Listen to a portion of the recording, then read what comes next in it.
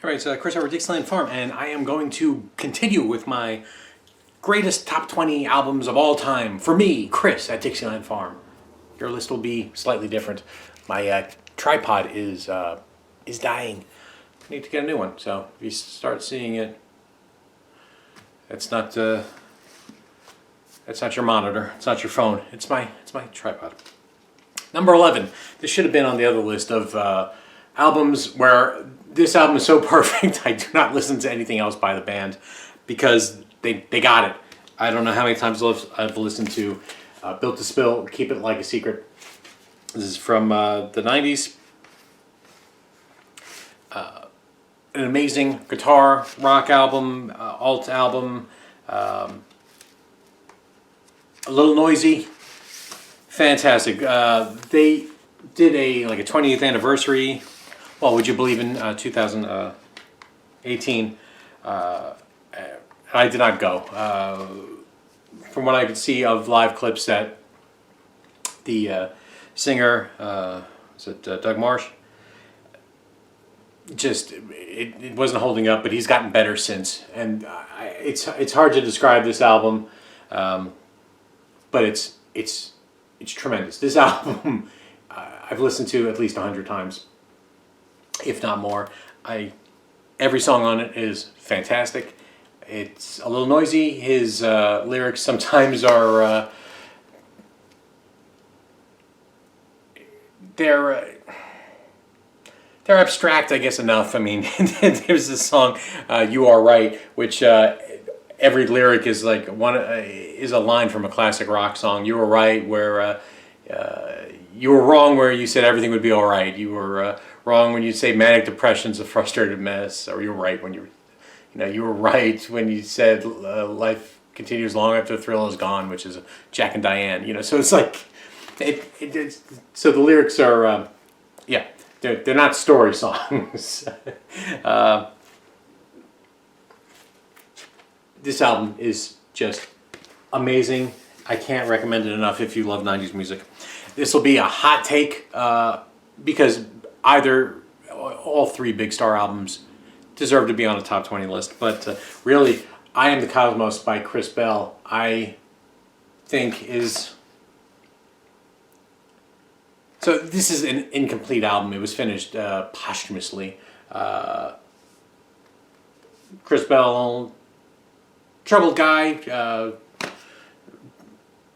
dealing with his homosexuality, but Christian faith were at odds, so he repressed that, and you can go on and on about Big Star, but I Am the Cosmos there is just you can see into this man's psyche on this album. Like, he lays it all out on this album, and it's just a moving, wonderful album. Even just seeing his pain in humanity, it's just a real special album. And for me, this album is a little bit better than the other Big Star albums, which are all great.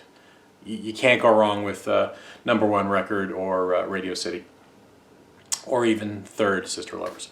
But Chris Bell, I Am the Cosmos, is the one that's going on my list for number 12. Number 13, John Cale's Paris 1919. I would put his live album Fragments of a Rainy Season because that's basically everything he's done. I've seen John Cale live in concert, I think 3 times. Him solo, just him and a piano or guitar, I think is perfect. I think the production on his albums sometimes hide the greatness of the songs. So, but this is one where it does serve the music. Though, honestly, him live solo or on bootlegs, I think is far better. But that breaks my rule of no compilations, no repeats, and no live albums. And John Cale solo is different than Velvet Underground. I mean, it's not a continuation. So I feel good enough putting this on the list. Paris 1919. It's hard to talk about music. To pick out the lyrics is pointless, I think. But I mean, there's just loads of little things in here. So the cows that agriculture won't allow, has to do with something very specific about, counting cows and some kind of taxation. What does that do for you? It doesn't do anything, right? But it's the lyrics are beautiful in of themselves, let alone what the meaning is behind them. So, Anna Lucia, when can I see you? When it's snowing out again. Farmer John wants you louder and softer, closer and nearer than again. Well, sung, they sound beautiful together. Paris, 1919.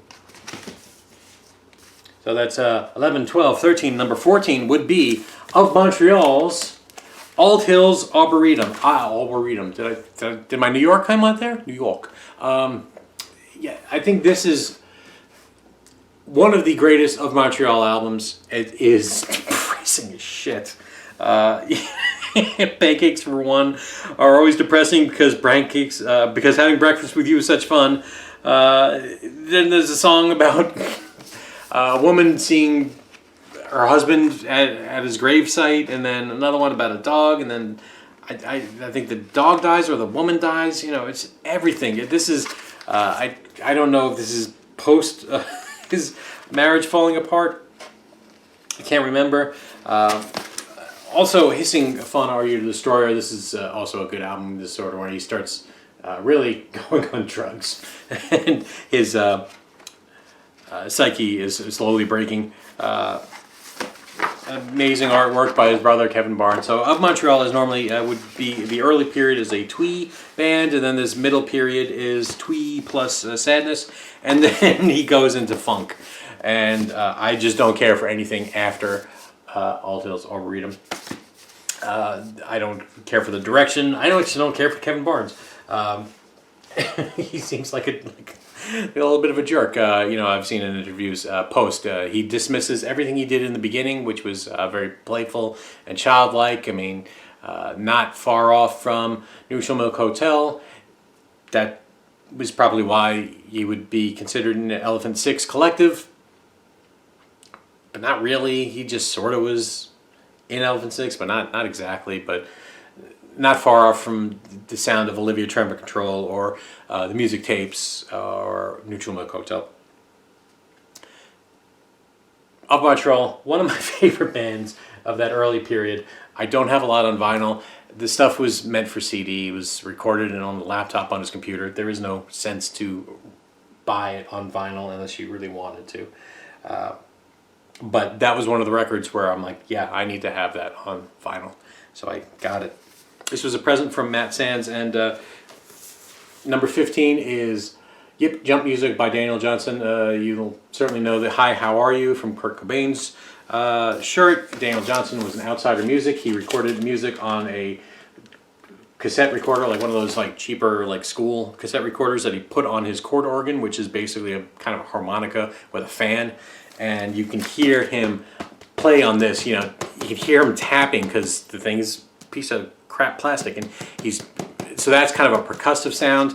So the first song starts you off as chord organ blues, and then a song about the Beatles. And so Daniel Johnston has very reoccurring motifs, and you do not need to know the story, but they sort of make sense. So that's when you know the retired boxer or Jeremiah the Peace Frog, which is the thing with two eyes there, or his fascination with Casper, and of course Casper the Friendly Ghost is on here, and certainly the Beatles, and King Kong and his love for King Kong. So this is the music of a troubled mind. You can watch the documentary The Devil and Daniel Johnston. I mean, he's paranoid schizophrenic. I've seen him in concert several times before he died. Amazing. And this is just music as pure as you can get it, and without technical ability, he still manages to write wonderful songs that come from the heart. And this will open your ears to the beauty in music, just in general. And it's a Daniel Johnston failure is better than committee music written in the 2000s by six guys with a beat and a and Pro Tools. That's just a fact. So one of my favorite artists, Daniel Johnston. That is number 15. That means there's only 5 left on my top 20. What will the 5 be? I don't know, because I'm actually just picking these things right now. But I stand by every one of those choices. All right, Dixon Farm. Take care, everybody.